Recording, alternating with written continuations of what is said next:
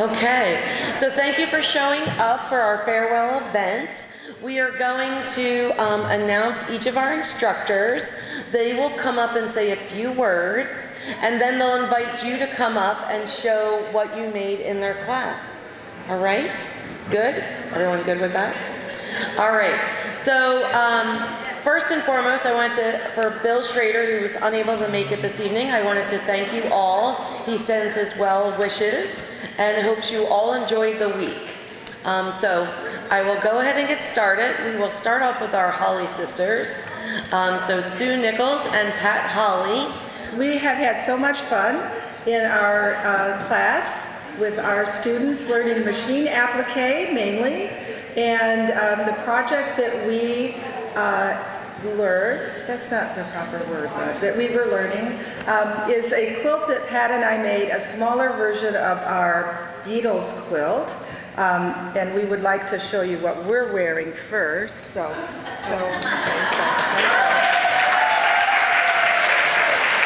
And we have to say these are authentic from Liverpool. And I also have to say we got these on a trip to England in 1999, where we, after the Beatles quilt won Best of Show in '98, we were invited to teach in England. And we felt like we wanted to have something to take because the Beatles quilt was in the museum, so we made our smaller version of the Beatles quilt, which we affectionately call the Baby Beatles quilt. And I just am so proud that we can still fit into these shirts. So this we did not use any of the blocks from the Beatles quilt because we didn't want to. And we wanted to do new ones because we had just made the Beatles quilt. And we did smaller versions of the borders.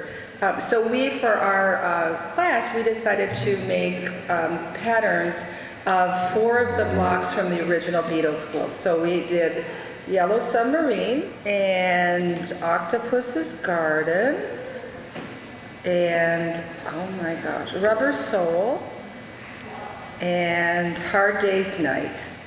So they could choose to use those, like a dog. Yeah, in the 10-inch block areas, or they could use the original from the original Beatles quilt. So we had just a great group, and I think that we want you to come and stand along here with your projects. So this is a lot of applique, and they did great to at least get some of the center blocks are all fused and stitched. And some of the other blocks are fused, so worked really hard for 4 days. So here they are. Okay, now, all together now. All you need is love.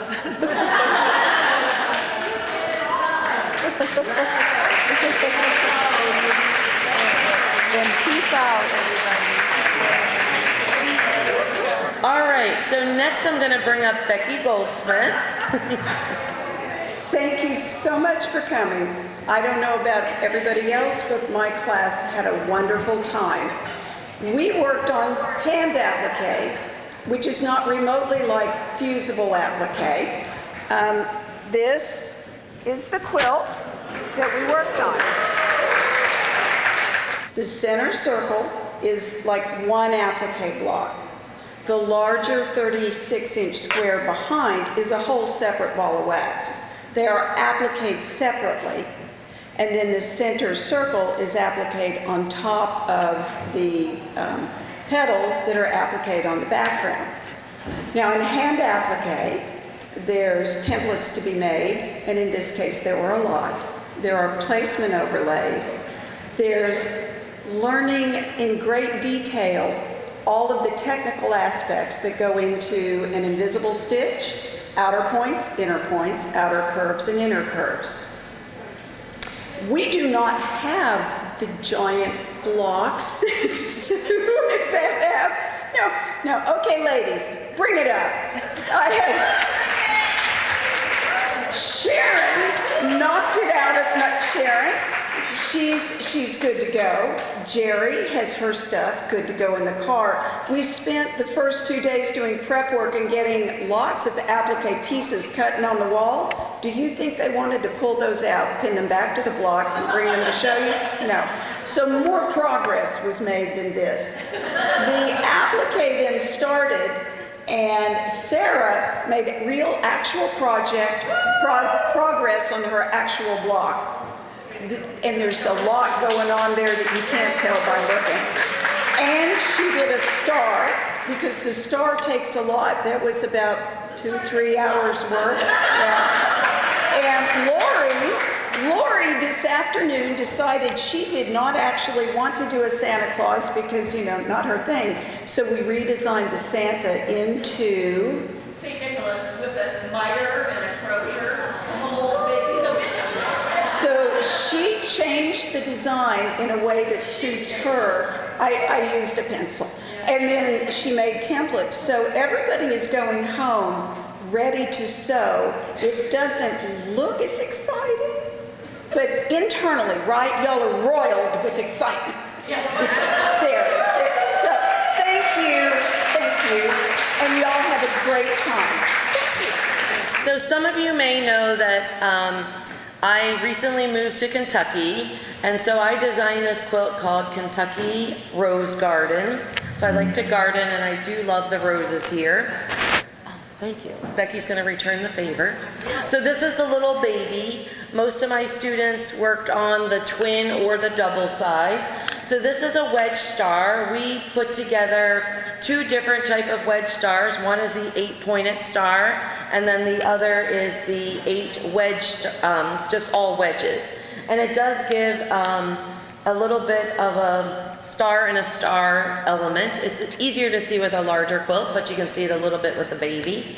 In addition, we talked about color and how to precision pin, how to figure out properly the size of the border you should put on. We even went through ripping of borders as opposed to cutting borders so they're very straight. And then we talked about the flange binding as well. So we had a good time. So I'm going to ask my students to come on up. 4 of our students had to head back to Connecticut, so they were driving and they left right after class. But we had the rest of them, and they made excellent progress, and we had tons of fun and tons of laughs. So you can see here they made tons of progress, and they mastered their points. We did use the Studio 180 rulers. That's what I used, the wedge star, which helped us with our points. So they did a fantastic job, right? Thank you, ladies. All right, next I'm going to call up Catherine Redford. Right, well, I kept thinking while everybody was talking, I kept thinking I should think of what I should say, but I didn't, so here I am.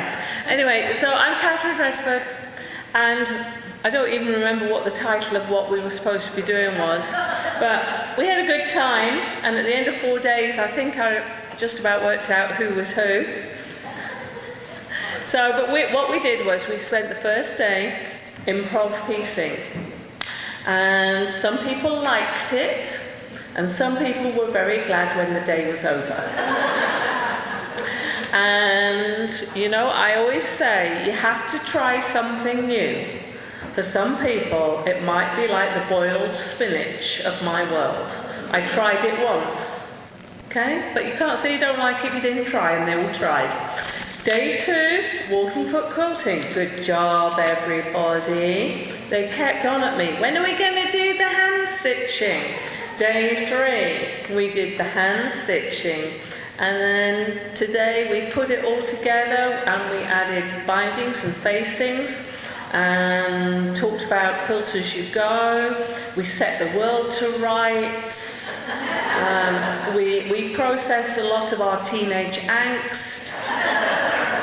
So we had a good time. Anyway, I brought this up because I was working on this. So this quilt was, this wasn't what we were doing really, but this quilt is made from lots of improv type blocks that we learned. At least we learned how to do them, whether or not we made them or not. And I've made this in the past. So I put it together just before I came and put some quilting on it. And then I've been putting doodads on it. Okay, so the whole thing is about having 3 layers of design. Right, so you've got the first layer will be your piecing, the second layer is your quilting, and the third layer is that hand-stitched layer that we put on there. So you see the quilt, you think, oh, that's interesting, and as you walk towards it, you're rewarded for taking the steps and having a look. So we practiced our show and tell today. So hopefully everybody brought something with them. Okay, nobody has anything that looks like anybody else's. Right? So we have all sorts of things. Okay, but you can see that, you know, the whole idea was you did what you wanted to. We had freedom to be grown-ups and make our own decisions. All right? So we've got all sorts of interesting things going on there, and I think everybody's here and everybody's got something. See, rehearsal pays off, aren't they good? So, thank you, ladies. Okay, yeah, they did. They learned a very straightforward facing technique. I told them if they wanted to know how to do it properly to go and ask Pat and Sue. Okay, so thank you. Right, next we have Judith Baker Montano. Hello, everybody. Listen, I've had the best 4 days with the loveliest people. I've really enjoyed myself. My class is a class that I use to teach my students to think like a painter. Everything has a background, a midground, and a foreground. And so under the sea is no different than if you were standing above ground looking into a valley and hills and whatever.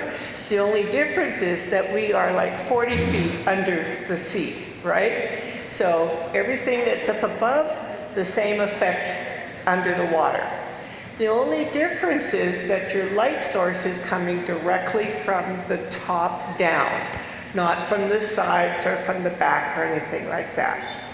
So my students come in like deer in the headlights and they learn how to draw with threads, ribbons, things like that, and a needles and threads, instead of a paintbrush and paper, right? So were wonderful, really. I so enjoyed them. Everybody came up with a terrific project, and I'll show you what I did in this last 4 days. And this is my little project. We're working 9 by 18 inches along with a mat. I'm so proud of these ladies. They've made the supreme effort, and they stayed with me to the bitter end, till 5 o'clock. So the thing about my classes is that there really isn't a pattern. There's a basic drawing that they can stick to if they want to, but this is their interpretation of what's under the sea. And I want to thank them all. And 2 of my ladies have been with me in seminars in La Veta, Colorado for many years. And for them to come back was just wonderful. I have 2 newbies that are just wonderful, and I appreciate them. Thank you. All right, maybe Judith has this right since I'm so short. So we hope you found some new friendships, yes, here this week. One of the things that we were really striving for is to bring events where our members could get to know people, could travel to see our beautiful city, and also to be inspired by these beautiful, wonderful instructors who came and led us this week. So we thank you all. Please feel free to still mingle and such, and have some of the last bits of dessert that are back there. And we hope to see you again soon. So safe journeys home.